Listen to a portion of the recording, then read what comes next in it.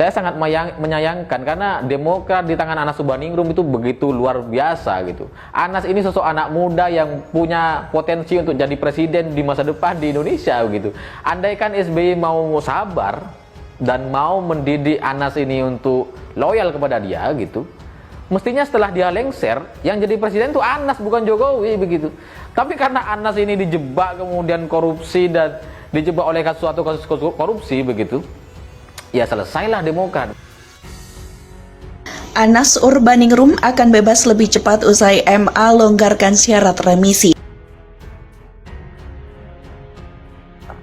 Ada Pak Gede Pasek gitu, ada Sri Mulyono dan lain-lain yang kita juga tahu adalah sahabat-sahabat seperjuangan Anas yang sampai saat ini masih tidak habis pikir terkait dengan vonis yang cukup luar biasa diberikan terkait dengan Anas, terkait dengan kasus korupsi itu. Aku merasa sangat dikorbankan. Tentu yang dimaksudkan adalah panitia pengarah dan ketuanya adalah Edi Baskoro Yudhoyono sebagai pihak yang paling paham tentang seluruh rangkaian acara dan bagaimana kongres diselenggarakan. Soal uang aliran, yang pertama kan niatnya untuk dikasih Hambalang, uang itu di-compare ke Wisma Atlet, nilainya hampir 20 miliar, salah satunya yang ke Mas Ibas, ya dimana aja menerimanya, dimana aja diserahkan, semuanya udah dijelaskan secara detail tentang Wisma Atlet.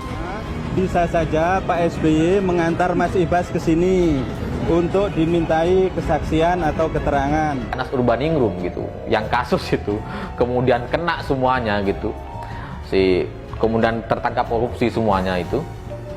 Anas Urbaningrum itu punya suara real di Demokrat, punya kekuatan massa, punya organisasi dan bertahan sampai sekarang. Saya mau kasih tahu Anda gitu.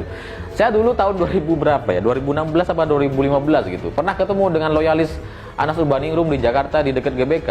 Katanya mereka tiap hari apa? Sore begitu, lupa saya. Mereka selalu ketemu di situ. Dan mereka selalu rapat di Sukamiskin sama Anas Urbaningrum. Saya mau kasih tahu gitu. Siapa mereka? Orang-orang dekat Anda, orang-orang internal Demokrat yang ada sampai sekarang masih menjabat begitu. Tetapi ada yang tidak tersentuh hukum, yang juga menikmati hasil dari sini, ada yang tidak tersentuh hukum sampai hari ini. Terus terang, banyak yang tidak berani bertemu saya. Menerima telepon saya pun menghindar. Siapa yang mau dikontak atau didatangi? Pak SBY misalnya? Boleh kalau beliau berkenan. Yang sangat penting untuk dimintai kesaksian adalah Pak SBY. Soal Hambalang ya. Jangan. Hambalang udah jelas nggak ada apa-apanya. Tak hanya terlibat korupsi proyek Wisma Atlet, Nazar juga menuduh Ibas terlibat dalam korupsi di SKK Migas melalui PT SAI pemiliknya.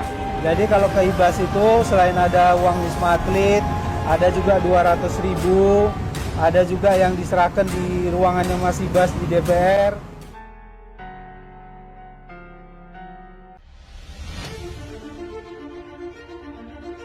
Anas bisa mendapatkan hak cuti menjelang bebas atau CMB setelah Belits itu dicabut. Direktorat Jenderal atau Dijen Permasyarakatan Kementerian Hukum dan Hak Asasi Manusia atau Kemenkumham menyebut pemberian CMB untuk Anas baru bisa dilakukan saat ada pemberitahuan resmi dari MA yang menyebut PP nomor 99 tahun 2012 tidak lagi berlaku. Setelah ada pemberitahuan resmi, Dijen Permasyarakatan mempersilahkan Anas mengajukan CMB. Adapun adanya perubahannya nanti ya kita akan mengikuti rules yang baru maupun aturan yang baru. Tapi sampai saat ini kita masih berdasarkan PP nomor 99 tahun 2022.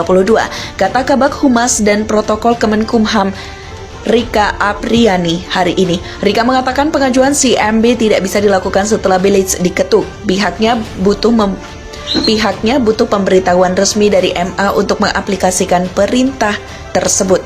Anas mendapatkan hukuman penjara selama 8 tahun. Terbinana kasus korupsi proyek Hambalang itu dipenjara di Lembaga Permasyarakatan Sukamiskin, Bandung, Jawa Barat. Dia akan bebas pada 2022 jika dihitung dari awal penahanan pada 2014. Anas juga diwajibkan membayar hutang pengganti 57,59 miliar rupiah dan 5,26 juta US dollar. Hukuman penjara Anas akan ditambah 2 tahun jika uang pengganti itu tidak dibayarkan. Presiden ke-6 RI ini kembali mengungkit Pilgub DKI Jakarta 2017 lalu. Saat itu Partai Demokrat mengusung Agus Harimurti Yudhoyono Silviana Murni sebagai pasangan calon gubernur dan wakil gubernur DKI. SBY mengaku mendapat serangkaian fitnah dan serangan politik. Para kader masih ingat ketika dulu dilaksanakan Pilgub DKI. Sama situasi yang kita hadapi. Saya sebagai pemimpin partai saat itu mengalami satu rangkaian fitnah dan serangan politik yang menurut saya keterlaluan dan jauh dari akhlak yang baik, kata SBY dalam jumpa pers di DPP Partai Demokrat Jakarta Selasa 6 Februari. SBY mengatakan saat itu dituduh menggerakkan dan mendanai aksi massa. Saat itu marak demonstrasi menolak Basuki Cahayapurnama atau Ahok karena menista agama. Saya dituduh menggerakkan orang mengepung istana, rumah saya mau digeruduk, mereka yang tak bertanggung jawab, katanya. Kemudian SBY juga mengungkit pernyataan mantan Ketua KPK Antasari Azhar saat itu. Menurutnya pernyataan Antasari Azhar sangat tendensius dan merugikan dirinya dan pencalonan AHY di Pilgub DKI Jakarta. Jelang Pilkada DKI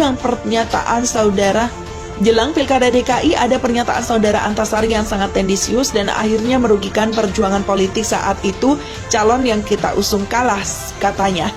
Saat itu Antasari Azhar muncul ke publik dan berbicara mengenai kasus pembunuhan Nazruddin Zulkarnain yang membuatnya menjadi terpidana. Antasari menyebut kasus itu merupakan kriminalisasi. Antasari meminta SBY yang saat kasus pembunuhan itu terjadi menjabat sebagai Presiden ke-6 RI berbicara jujur. Sebab menurut Antasari, SBY mengetahui kasus tersebut. Beliau jujur cerita apa yang dia alami dan apa yang beliau perbuat. Beliau perintahkan siapa dan siapa melakukan apa untuk merekayasa dan mengkriminalisasi Antasari. Kata Antasari di Bareskrim KKP Jakarta Pusat pada Selasa 14 Februari 2017 lalu.